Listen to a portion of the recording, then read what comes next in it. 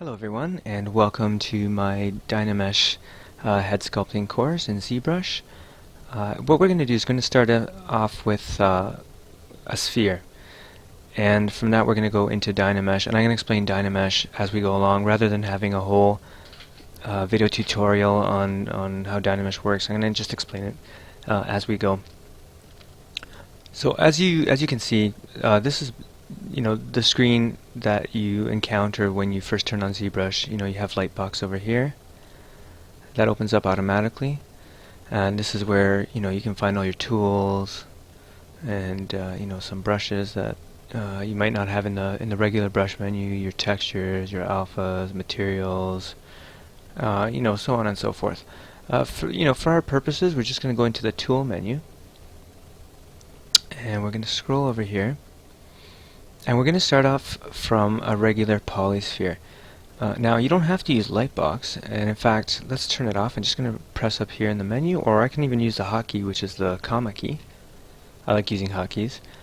And we're going to go over here to the tool menu on the side, and I'm going to go highlight the cylinder 3D. Actually, I'm going to go to the simple tool here. It's going to open up the menu, and I'm going to pick the sphere 3D here.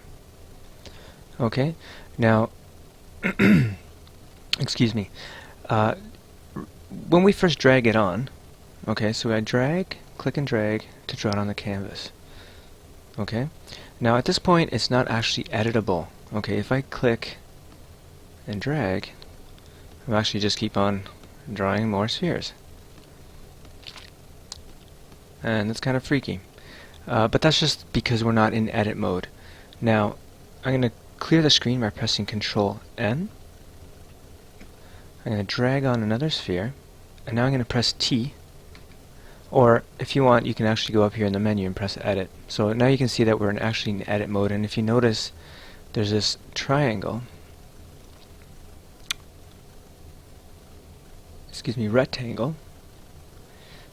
this little white rectangle. It's not showing the whole thing, but usually it's a whole rectangle. It doesn't matter. The point is, you can see that there's a line here that indicates you're in a new window.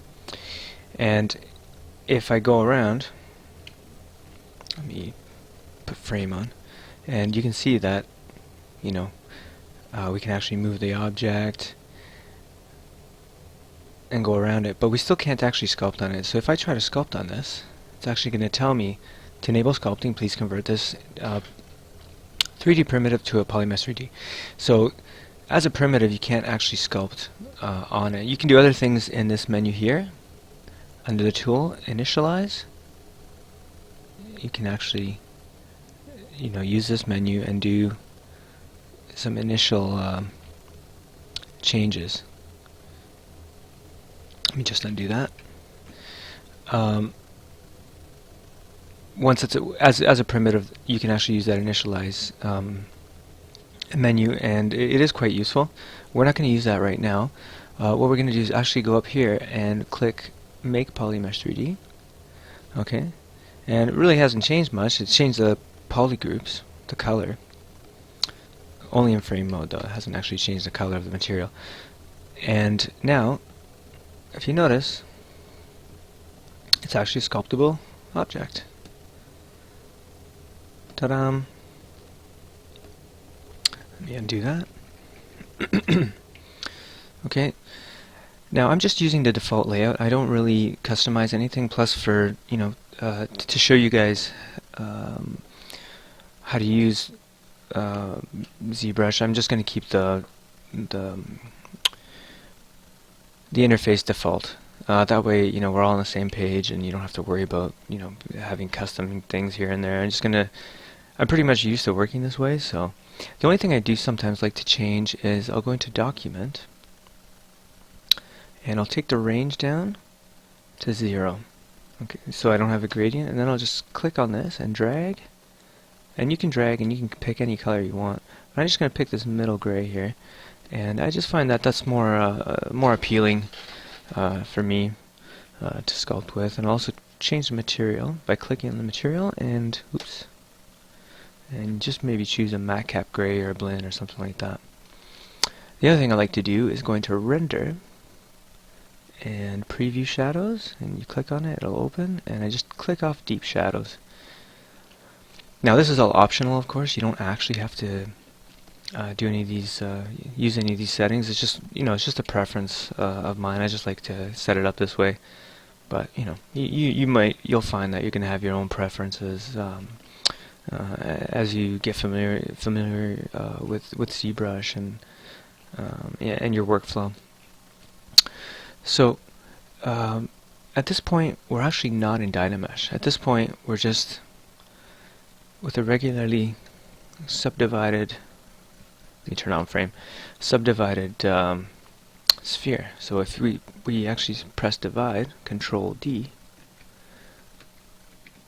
we can divide the model. See, now it's half a million polygons. Let me take the frame off, and we can sculpt with subdivision levels. So if I want to shift down, I can go Shift D, and you can see that the resolution is much lower now. And this is where we started. So at 8,000 some odd polys. Just let me undo that. Control Z, Control Z. There we go. What I'd like to show you, we're not going to sculpt that way. What I'd like to show you is Dynamesh. So with Dynamesh is very, very, very straightforward. You just have to go into the tool into the tool palette, and in the geometry sub palette, you go into Dynamesh. Open that up, and you'll see a whole bunch of buttons and a resolution slider. Now for this tutorial and at this point right now, we're just going to keep it at this default because it's a pretty good resolution.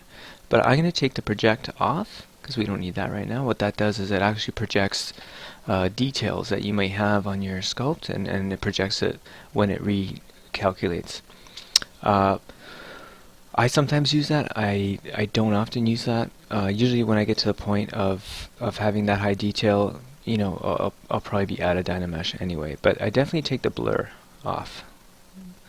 Now Dynamesh is not enabled at the moment, so to enable it, you have to press Dynamesh. And at this point, if you notice, our poly count went from 8,000 polys to roughly 43,000. 500 polys, so much denser mesh. And if you look, it's a dense mesh, and there's no poles anymore. There used to be poles at this end. Let me just go there. See, there's poles, which really don't lend themselves to sculpting. You really want a nice, even, quad-based geometry to be able to sculpt. If you notice, this will never give you that kind of resolution that you need. It'll give you a problem with this little pole here, even at higher res. So let me undo that. Let's go back. Shift F. Now if you want to see this frame, all you have to do is you can go up here in frame, or just press F, Shift F. Whoops. Excuse me, Shift F.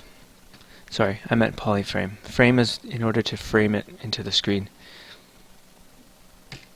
Now if this ever happens to you, don't be alarmed. It just means you got out of edit mode. You press T or go up again into the menu. Now to clear the screen, you press Control N. And to frame it, you just press F. Okay, so let's get out of polyframe and let's go back into Dynamesh. And I'm just going to take that blur off. Okay, and now, right now I'm not in symmetry. And for sculpting a head, in the beginning, it really helps to start off in symmetry. So the simplest way to get into symmetry, we're going to use X symmetry. So on the X axis, it's just to press X.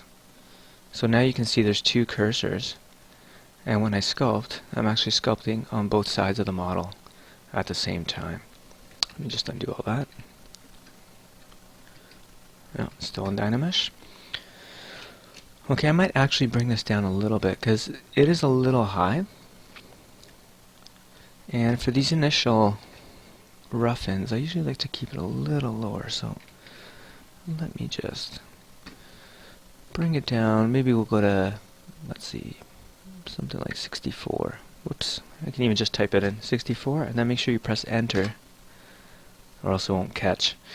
Okay, so now we have, okay, so if you noticed, it didn't change because Dynamesh is actually something you have to activate. So once you sculpt on the model, all you do is you press Control and basically drag a mask on the canvas, as long as you're not touching the model, and that activates Dynamesh. Dynamesh won't activate automatically, except when you first press it. But after that, you have to do it manually. Now, since I haven't sculpted on this model, if I go to do Dynamesh again, it actually won't do anything. Dynamesh only works if you actually sculpt on the model. So just to illustrate, see, I'm doing Dynamesh, nothing's happening. As soon as I sculpt on the model, you'll notice that it updates. So that's just something to bear in mind. You know, if you find you're not updating, it means that you actually didn't sculpt on the model. So sometimes if you want to update and you don't really want to touch anything, all you have to do is even just touch and or make a little nudge, and that's usually enough. So at this point we're pretty much ready to start. Now I'm not in perspective mode, I'm in orthographic. Now if you want to go into perspective mode, you can either press here, persp, or just press the hotkey P. For the time being, I'm just going to go into orthographic mode, and you might notice that my wheel for my draw size, you know, I'm not pressing any buttons now. That's because I have an Intuos 5 tablet, and I'm just using the scroll wheel that's on it. It's a touch scroll wheel, and I'm just using that. But if you want to change your draw size, you can do it up here, draw size, by using the slider, or you can use the hotkey. If you notice, you hover over, it'll tell you you can use S. Okay, or you can use the space bar, and this menu pops up, and you have Z intensity, focal shift, and draw size up here. But even the bracket keys, actually, you can use, like in Photoshop, to, you know, the open close square brackets. You can use those to change your draw size. But if you notice, if you notice that I don't press any buttons or use the menu, that's why. I'm just using my scroll wheel on my tablet. So for the head, let's get down and back to the sphere here. Just go start from the beginning. That's pretty good. Okay, so it's Dynamesh. Okay, so I'm using symmetry. Okay, and I'm gonna actually I usually like to start off with the clay buildup brush. Now, if you want to access the menu, you can press the brush up here and click on it, and this whole menu will pop up. Or you can press B, and the same thing, you know, you get the menu. And which can be pretty crowded and hard to see sometimes. You know, the brushes you're looking for. As you familiarize yourself with ZBrush, you're going to kind of remember the names of a lot of these brushes, and it's pretty cool because you know, if you remember, for instance, the clay buildup, you know, it starts with C, and if you press C while the brush menu is open, you'll actually get all the brushes that start with C. So you have, you know, the clay buildup, clay tubes, clip circle center, curve, etc., etc. Not only that, but each of these brushes has a letter that corresponds to its brush. So for instance, the clay buildup is C and then B. So if I want to just use hotkeys, which is usually the way I go, is I just usually use hotkeys because I don't use that many brushes, to be honest. I just stick to very, very boring standard brushes that come packed with ZBrush for the most part. I do have some brushes that I downloaded, but for the most part, the basic, I can do everything with just the very, very basic brushes, and I like to keep it simple, so that's usually what I do. But you know, you should experiment and find what works well for your own way of working, your own workflow. So to activate the clay buildup, what I do is I press B, C, and B. And if you notice up here, the clay buildup brush is activated. So with the clay buildup, it has a nice texture to it. Almost like a clay, like a traditional clay. And because I come from a traditional clay background, I really like the look and the feel of this brush, for blocking in especially.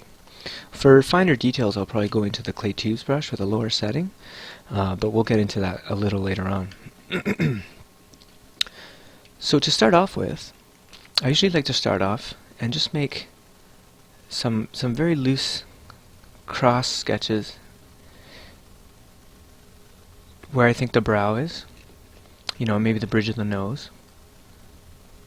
So usually I'll go with the forehead and the brow, and by pressing Alt with the same brush, I just carve in, and that'll allow me to make holes and cavities, just like the orbital cavity over here. And according to how much I press on my tablet, it's going to make it deeper or put harsher strokes or lighter strokes. So I'm just keeping it very loose, going with putting some volume where I think the mouth should be. And it looks kind of funny right now, but that's pretty much what happens. Kind of looks like the Man in the Moon or something like that.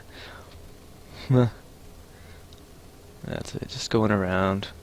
I'm being very fast and messy, and you want to keep it kind of gestural. You don't want to be too finicky at this point. Just sculpting some mounds here where I think the lips are. Okay, now at this point I'm going to rotate the object, rotate the tool, and I'm going to snap it. If you notice, if you press Shift, it'll actually snap to face the camera according to what view is the closest. So I'm just going to rotate this guy and go to the bottom view and just snap it into place, and press Control. While keeping Control pressed, I'm going to draw a mask on the bottom here. And what a mask does is that you can sculpt on everything except for where the mask lies. So anything you do won't be affected where there's a mask. Let's just undo that. Control Z. Now, what I want to do though is I want to invert the mask. So I'll press Control and just click on the outside of the model. Now you notice I didn't drag, so I didn't actually activate Dynamesh, which it wouldn't have done anyway, because first you have to clear the mask, and then it's gonna you have to drag and click again. Click and drag again to activate Dynamesh.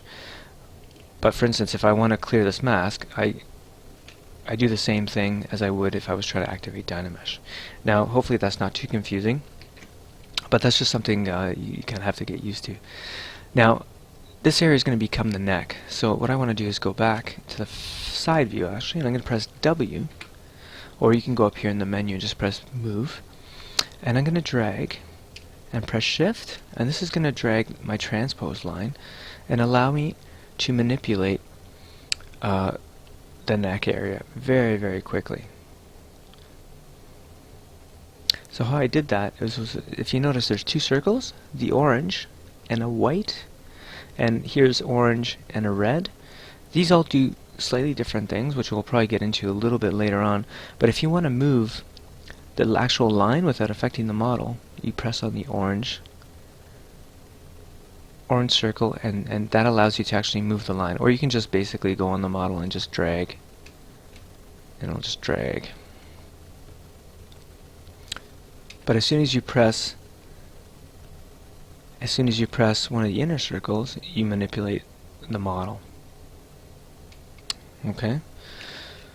So I'm going to get out of this, get out of transpose by pressing Q, or I can go up here in the menu and press Draw, which is exactly the same thing. I'm just using the hotkey. Now if you go over any of these, actually anything on the menu that has a hotkey, it will tell you just by hovering over. See, divide, Control D. Dynamesh doesn't have one. and so on and so forth. But if you go here, for instance, frame, polyframe, transparent doesn't seem to have one, and you can assign it yourself as well. But that's something that's beyond this video at the moment. So right now I have the object mask, so I want to clear the mask by clicking Control and then dragging. Okay, so now the mask is clear, but if you noticed, I still have all these stretched polygons. Now in order to activate Dynamesh, I have to Control, drag again. Now you notice it's updated, and it's actually given me a perfectly quadded area. There's a couple of triangles, but for the most part, they won't really affect the sculptability of the object. But if you notice, this is a much better than before. It's much better to sculpt on than before. Here, a lot of stretched polygons. You really can't sculpt on that. You know. Oops. Let's go back and go back. So if I Dynamesh, you notice that it's quite sculptable. Shift F to get out of polyframe. And right now I'm just going to create a little bit of a neck here. Just carve in. So I prefer carving in as opposed to changing tool all the time. And I'm just using the clay buildup again. I'm not going to a lot of different brushes. Well, it's looking really weird, but this is just part of the process. This is what happens.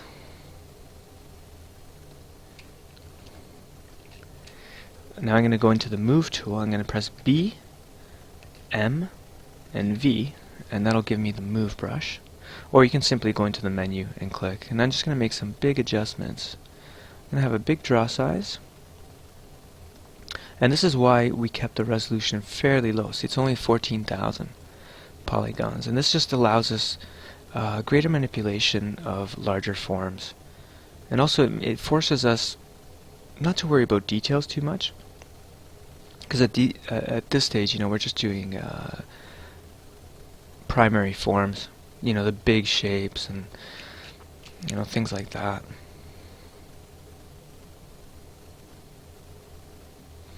Now another thing you might want to get into the habit of doing is pressing 9 on your keyboard. And what that does is that it does a quick save.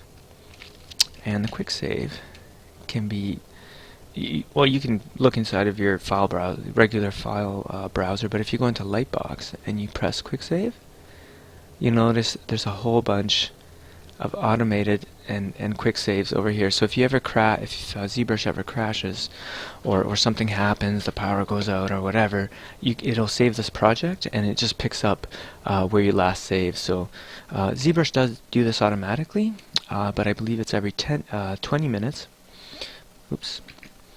So you might want to save a little bit more than that, and it saves it. It doesn't overwrite the file. It will eventually. It only saves about 10, but it does save it in succession. So if you want different iterations as well, you might want to do a little quick save, or you can just simply save in the tool menu up here and save different iterations of the model. But the point being is that save often because you never know. I've had power failures. Okay, I'm just gonna go Dynamesh. And that remeshes. I've had power failures in the middle of working, as I'm sure clay buildup, as I'm sure most of you have had as well. So you probably know where I'm coming from, and it's just always a good idea to save often, as you never know. You can always delete them later. I'm just kind of trimming away.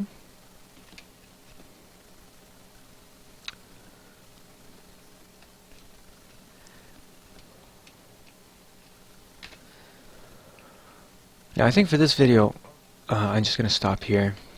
We're going to continue more with the basic forms in the next video, but I do want to show you what we're aiming for, and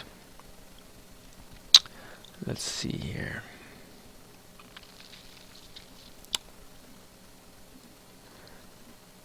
Let me just find it. Ah, there we go. I remember where I put it. So, believe it or not, this, let's go into perspective, this is the final model that we're aiming for. And, the way I created this model is exactly the way I'm showing you.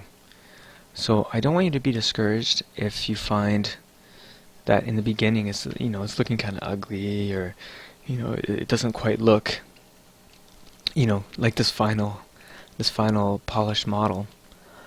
It does take time, and you kind of have to go through this process of this, to get to this. And that's just kind of part of it. But that's the aim of this course, is to show you exactly how to get to this. So I'm going to stop the video now, and in our next lesson we're going to focus on more of the basic forms and just continuing on from where we left off. See you in the next video.